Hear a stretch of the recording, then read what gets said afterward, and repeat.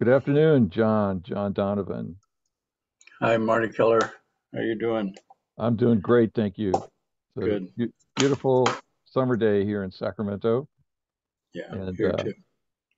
I'm looking forward to this conversation.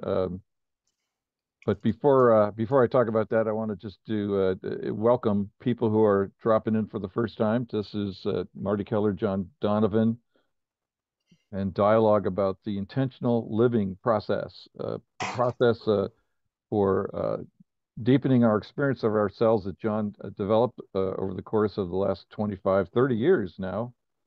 Um, and it focuses on helping us answer the question, why is it that from time to time I experience compulsions to do things or to not do things that my conscious mind goes, don't do that, or you need to do that. And I Hmm. either don't do it or I do it anyway. And I find myself kicking myself, like, what's going on?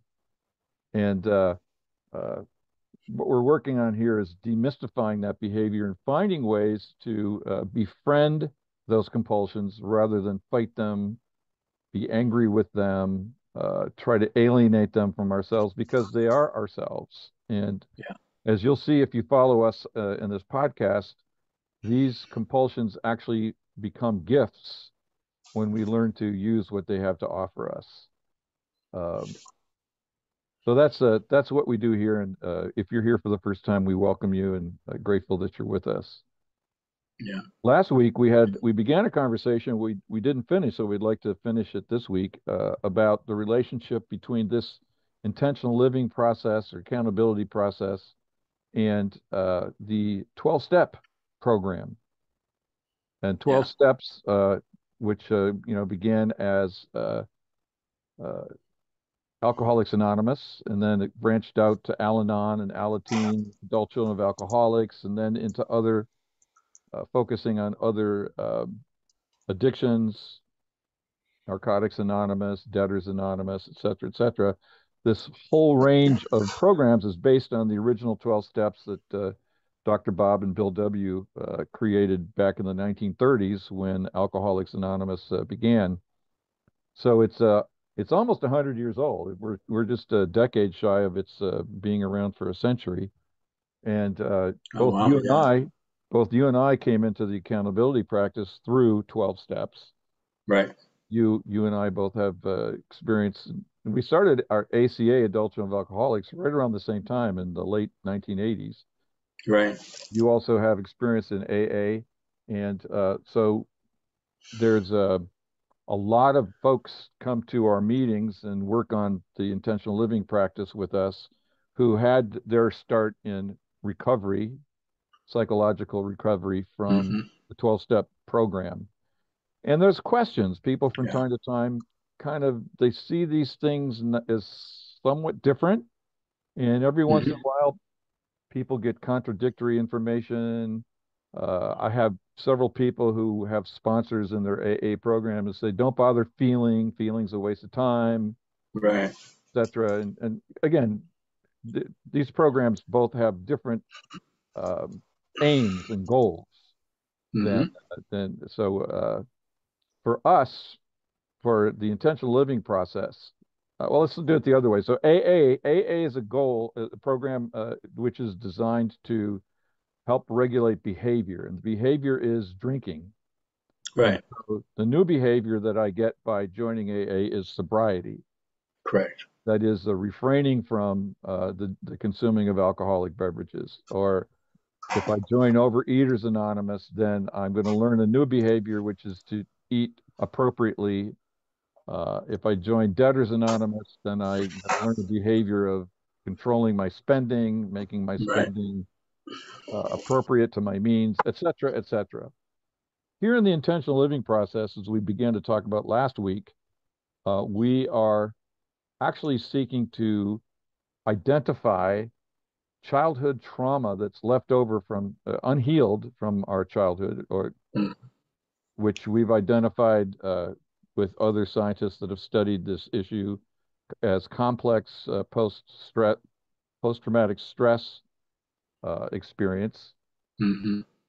which just basically means violent things happen to us in our childhood that never got healed. Yeah. And so it's post-traumatic. It's a stress that still lingers in our neurological system because the whatever happened to us didn't get taken care of. Right.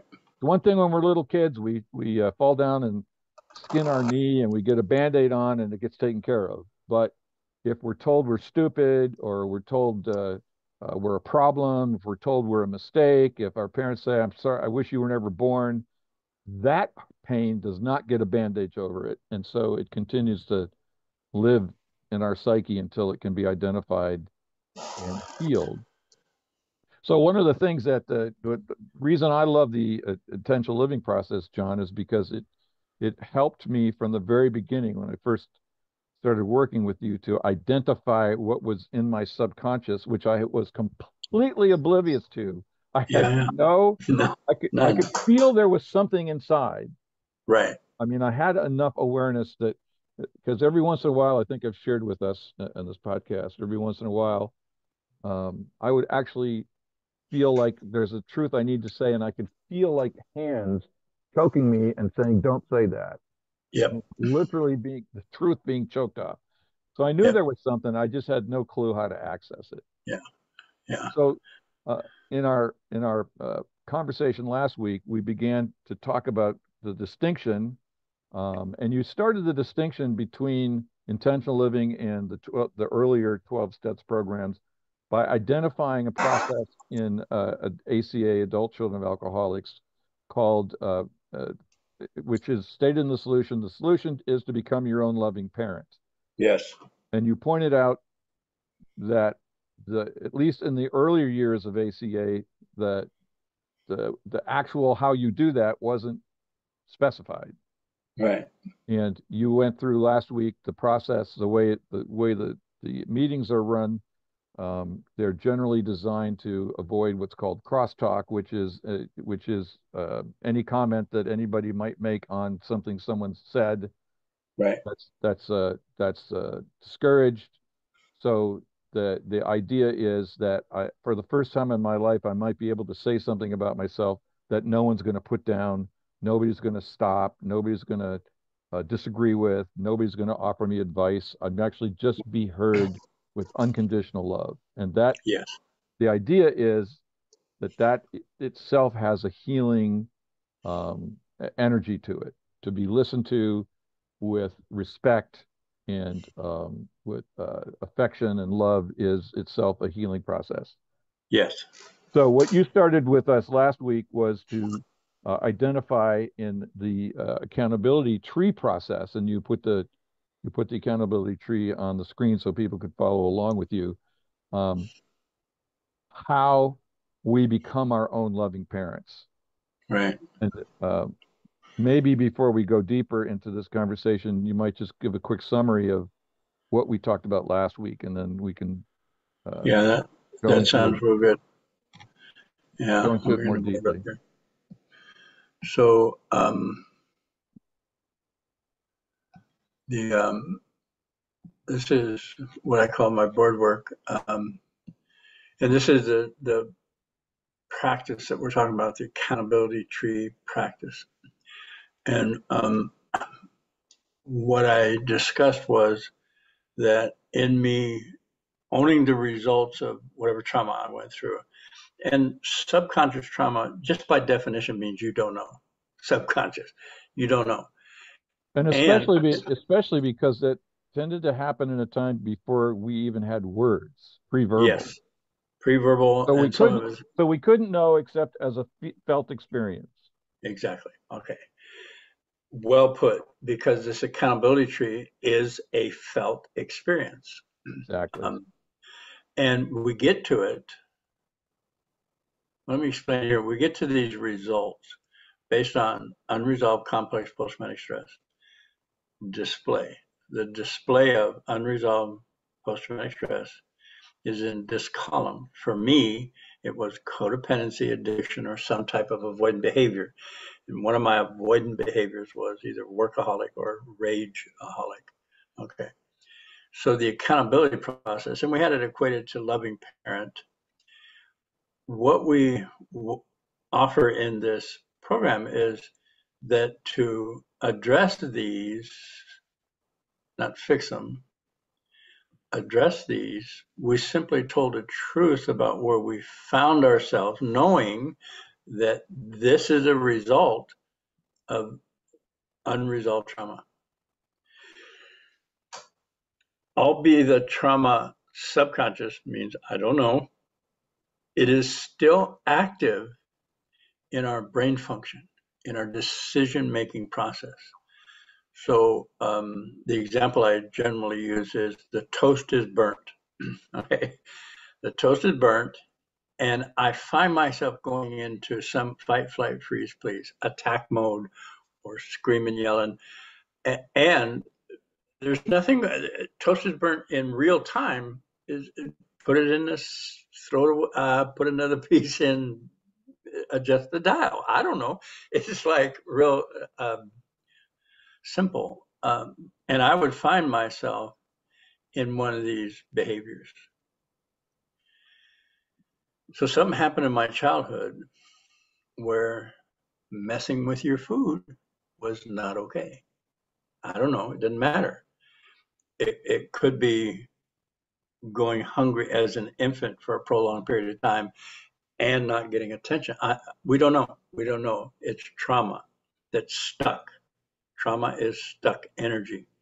But it's that result that is the evidence that that it's an unhealed trauma. Correct. The over the top response to a very mundane, not insignificant event that to to the little child in us with the unhealed trauma still feels like death, imminent Yes. death. Yes. That's why the adrenaline or fight, flight, freeze, please, in a situation that is incommensurate with attacking or running. Right. Yeah. Okay. So, and we equated it to what does it mean to be your own loving parent? Okay. So, in ownership of this, not for the purpose of beating yourself up or putting yourself down or self-recriminating, just the truth. I find myself here. And the example I used last week was I'm mean. Okay. So I say blame free, judgment free. And the way I get to blame free, judgment free is state that truth. I'm mean. Take, excuse me, take a breath. Because when I'm consciously taking a large breath, I'm not engaged in my judgment. I'm not engaged in my blame. It's quiet for about a second and a half. Okay. So I'm mean. Just deep breath. Oh, oh, there's something happening internally. I don't have to know what it is. I do know that an emotion, a feeling tone was engaged, and it's in alignment with what happened to me as a child. So I mean, it's almost like, yes, I see you're mean. Instead of, you dumbass, what's wrong with you? How come you? Or I wouldn't have been that way if they hadn't done da da da da da. Blame. And I breathe and feel that. And in that place of feeling tone, I want to be kind. So in this process, we use the word specifically, meaningfully. I intend to be kind. And that experience of self-validation goes into my memory. 9/10 of it is relegated to the subconscious. That statement of truth, blame free, judgment free, is witnessing the trauma that caused the behavior, which is I'm seen and heard. I see myself and I hear myself. And this is all nonverbal. This is all feeling tone. Um, that's loving parent. I used the example last time that when my grandson is irritated, agitated, or otherwise annoyed, I mirror for him his irritation, agitation, otherwise annoyed, in feeling words like, I see you're frustrated. I see you're angry. I see you're afraid, or I see you're sad, depending on what it is. And he's validated. He's not ridiculed. He's not ostracized. He's not told, I'm not taking it personal and attack him or traumatize him. So he's able to feel that and let it go through his body. And at a 5-year-old, it took, I don't know, 10 seconds. And then he's on to, playing, jumping and screaming and doing what little kids do because it's processed through. And this is a good, because I remember myself not doing that, being a good boy, sitting on the couch, being quiet, going to my room, doing whatever in my room, to, I want to say, placate my parents, to not get attacked, not get judged, not get told I Yeah, was wrong, because to avoid being hurt. because the hurt was the confusion around what's happening, and then being told that I had no idea. And one of the things, like, I'm sad, is what do you got to be sad about? We fed you today. It's like, whoa. Okay, what do I got to be sad about? I don't know. It's like I estranged myself from that feeling tone to survive. Okay, which created this result for me: codependency, addiction, and avoidant behaviors.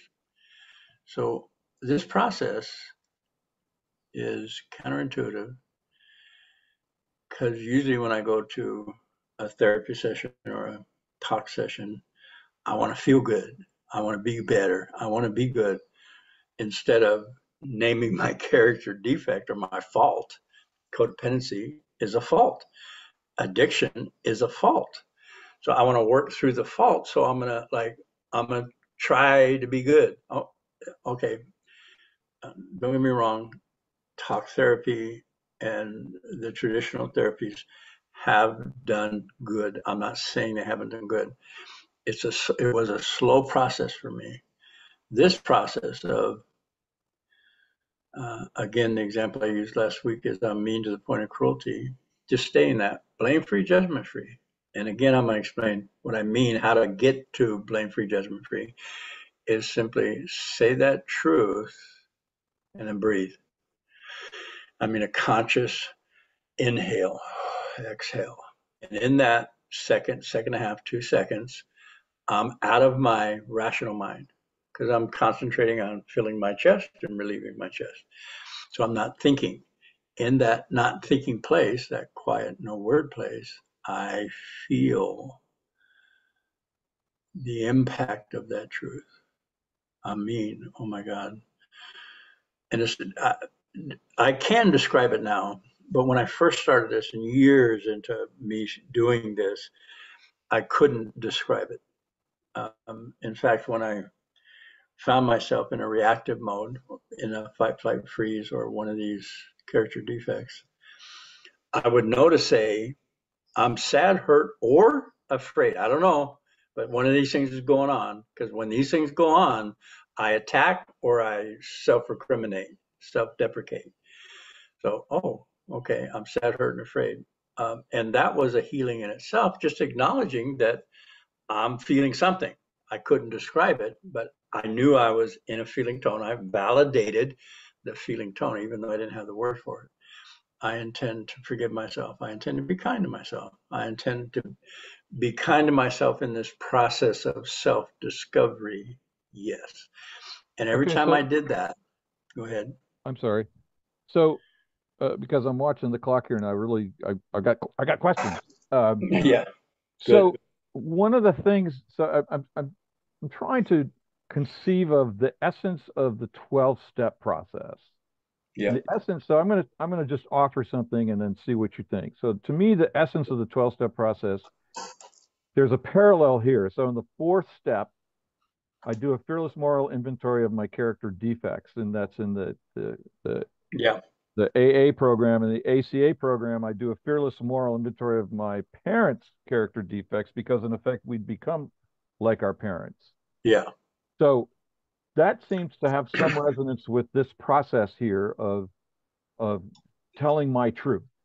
So I'm uncovering in both of those programs, I'm uncovering something out of my subconscious that may be relevant to my behavior today. Yeah. Um, Hmm.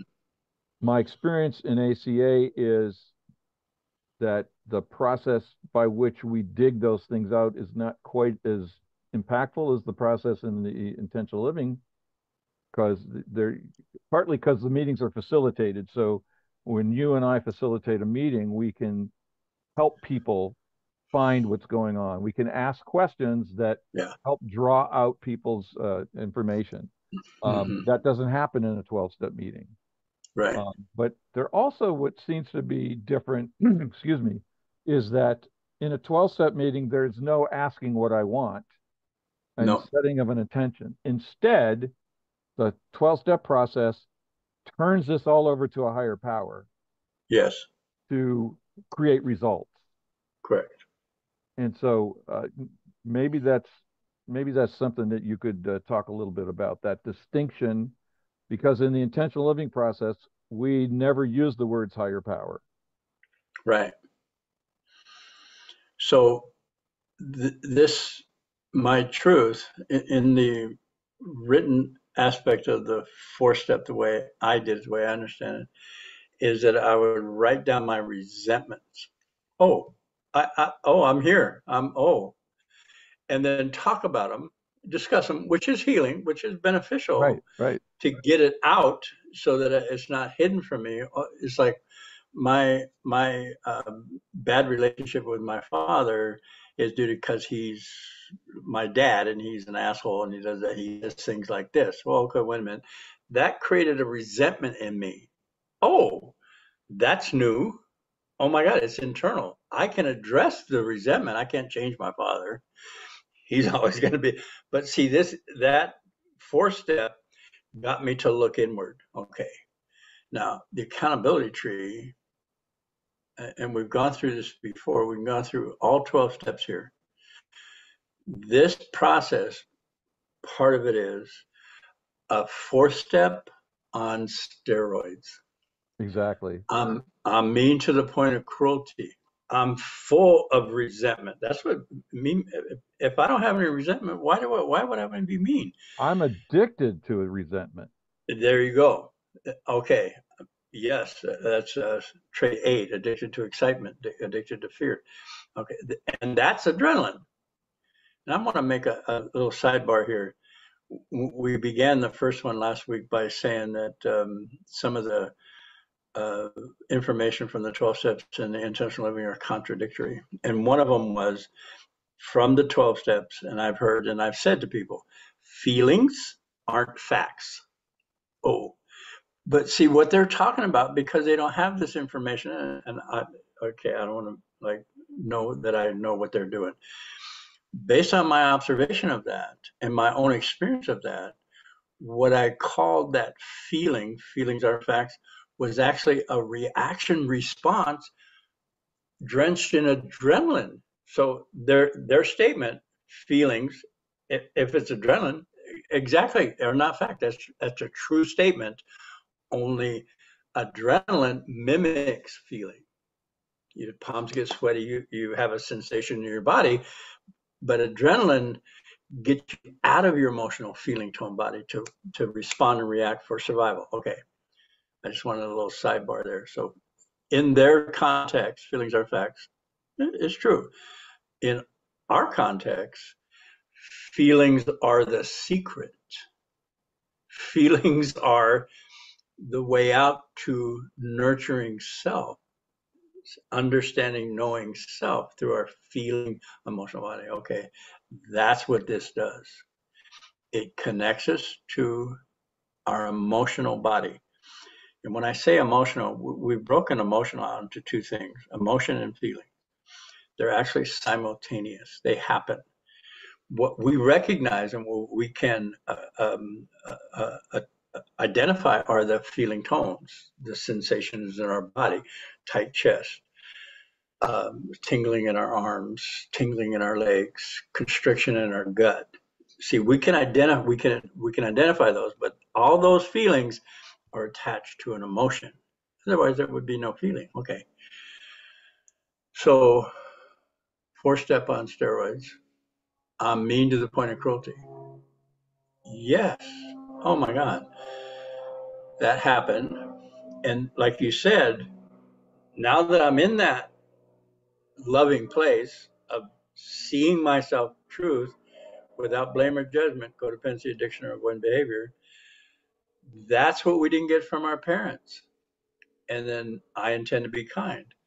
Um, One of the things that happens with Solomon in the school he goes to, which is in alignment with intentional living, is that if a child is frustrated, irritated, or agitated, whether somebody took my toy, whatever it is, they say, what's a choice you can make now?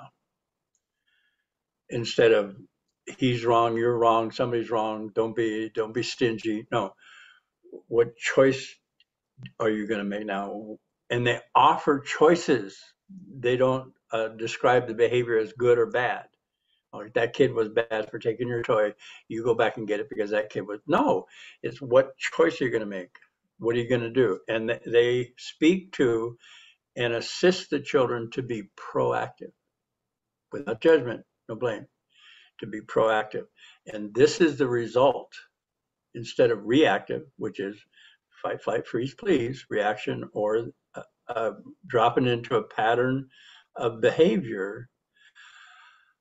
I have choice right here, choice, which the amount of choices I have speak to the amount of power that's available to me, proactive. And it's, yeah, the fourth step on steroids. Because So it's in an that, experience of trauma, action. right.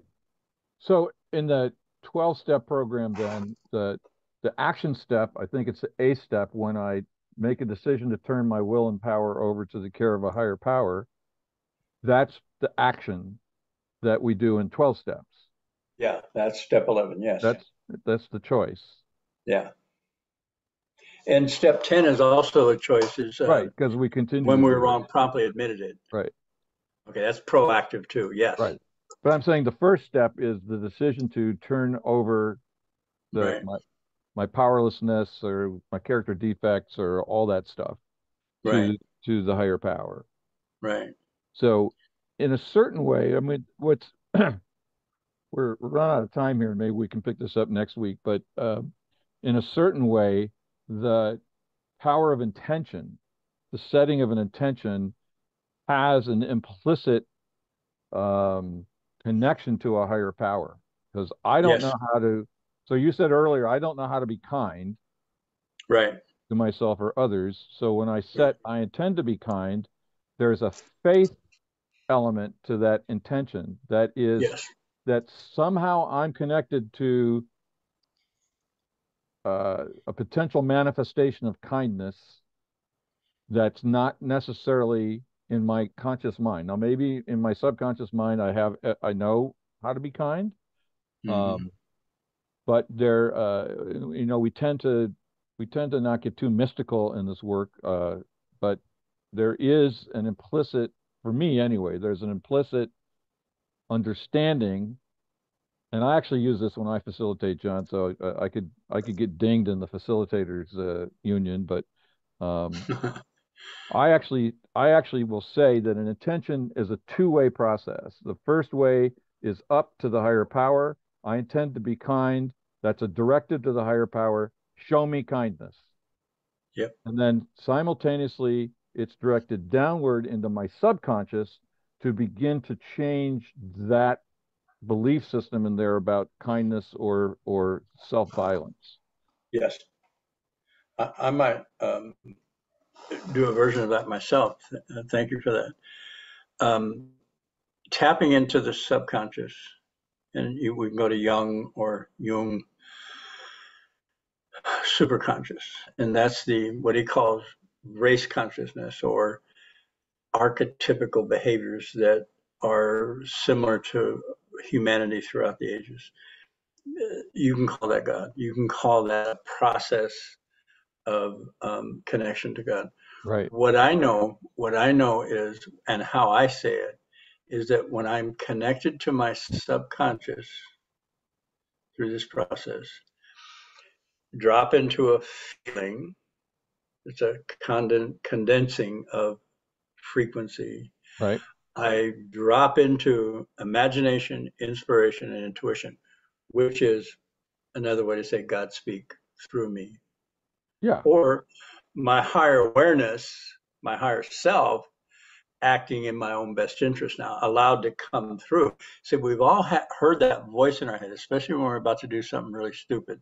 It's like, oh no, don't do that. That's it. That's that higher voice. Right. It's trying to come through, but we have our emotional feelings choked off. Like I could, when you did that, choked off at the throat. You want to say something, but it's almost like a constriction, and that's what Exactly. adrenaline does.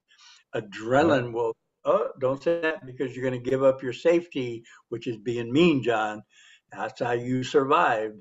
And your body goes, oh, hell no, no, no. Right. And so, yeah, yeah, we're going to have to talk about this some more because this Yeah. goes, this is Well, such a, let's just pick this up next week. yeah, There's still more to go. I think we got a lot covered in this podcast today. yeah, yeah. But we're gonna have to wrap it up now. So, as always, thank you very much. For those of you who are new, or perhaps you've been around for a while, you still haven't had a chance to attend a intentional living meeting. I invite you to check us out. There's 4 meetings a week, all of them on Zoom. The times and days are and the Zoom room addresses are listed at the tail end of this podcast. So please feel free to join us. You can come and ask questions, or if there's information that you'd like us to talk more about, just leave a note in the YouTube comments, and we'll be happy to follow up. So with that, we're going to wrap this one up today. And Mm-hmm. again, thanks, John, for your Yeah, wisdom, and I look forward to continuing this conversation. yeah, me too. And the next one will like add the spiritual element.